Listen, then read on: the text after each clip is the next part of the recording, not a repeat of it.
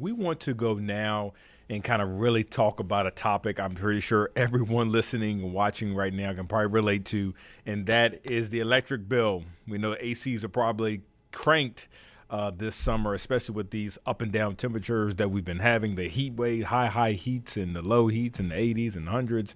And so now we're going to talk about how we can lower those energy bills, especially this summer. So right now we have Lena Moffitt joining us. She is the executive director with Evergreen Collaborative. So first off, Lena, thanks so much for taking some time to speak with us this morning.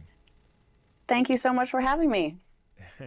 All right, glad for you to be here. And now we know I was doing some research this morning. I kind of did a little bit of digging on the internet, and I kind of found out that according to SaveOnEnergy.com, right now the average residential electric bill across the country is around $162. Talk about what you all are seeing when it comes to the averages, specifically maybe here in Virginia compared to across the country, and what we're seeing right now as a country. Yeah, it is wild. Virginia is facing really high electricity prices, up 15% just over the past year. And then you add gas prices at over $4 a gallon to that, and folks are really feeling squeezed. So I'm so glad you all are covering this because it's top of mind for so many folks, myself included.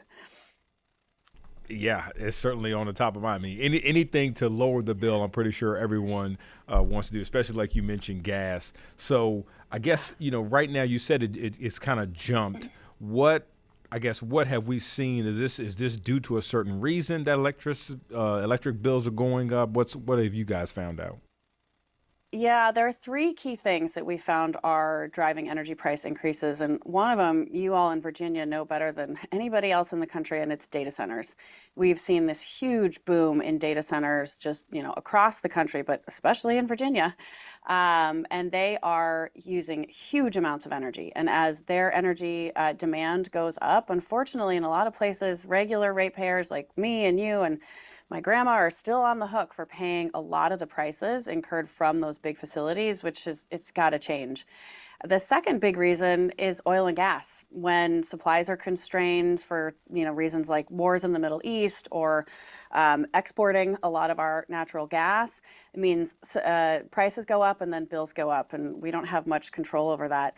And finally, it's climate change. Like you mentioned, it has been so hot. I'm up here in DC, and it is so swampy. We have been cranking our AC all summer, and bills are just out of control because of that. And everyone needing cooling at the same time also puts a real strain on our grid that then requires some costly upgrades, et cetera. And so, these things can be expensive. But the good news is it doesn't have to be this way. So luckily, we now live in a world where the cheapest sources of power are homegrown sources like wind and solar and battery storage. And one of the best things that our state leaders can do to keep costs down and cut the pollution that's driving costly climate change is to help us switch to clean energy as fast as possible.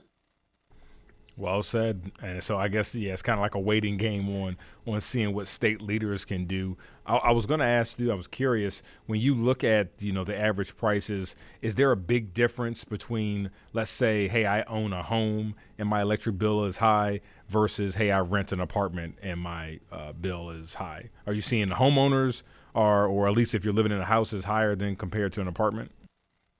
Yeah, a lot of it is like dependent on some of the specifics of your house, how big your house is, how often you use heating and cooling. But it also has to do with where your utility is getting their power from. So gas prices being up right now means that utilities that rely a lot on gas, folks' energy prices across the board, whether you're a renter or a homeowner, are going to be up.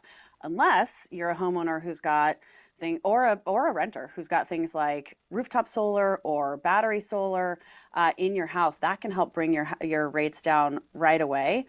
And one of the cool things that we are encouraging state leaders to do is to require data centers to help pay for those kinds of programs.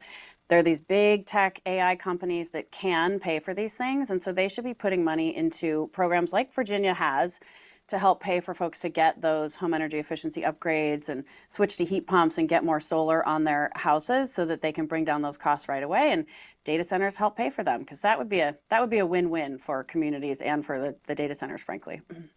Yeah, I think that's well said, and I know the data centers has been a topic I feel like that's going on in every community. Every time I get on Facebook or social media, there's some residents saying, hey, listen, we got to show up to this hearing to, fight back against this proposed data center. I know that fight is going to continue to go on. I know, you said state leaders have to push back against data centers, get them to do their part. But is there anything that viewers that might be watching now, listening now, that they can do right now this week to maybe save a couple dollars on their electric bill? Yeah. Yeah, totally. It's some of the things I've done in my own house. So the Virginia State Legislature actually just passed an enhanced program to help with things like home energy efficiency upgrades. So viewers should contact their local utility and ask for what's called an energy audit. Someone will come out and check out if your doors or your windows are leaky. You can do things like just put a strip across the door that will help less air conditioning escape out the door, and that can decrease your bills right away. And then over the long run, you want to look into programs that can help switch to things like a heat pump, or even like replace your windows so it's leaking less over the long haul to make your homes more energy efficient. And those will cut costs over the long haul while state leaders hopefully transition to more clean energy. And then we're keeping prices down permanently, ideally. Yeah, that's some good advice. The strip door, Yeah. the door strip. Yeah, I feel like that's Little something. things, they can go a long way. Yeah. No, exactly. That's what we love to hear. And one thing I was going to ask before I let you go, what are some things that you guys might be doing at Evergreen Collaborative to maybe help residents out when it comes to the electric bills?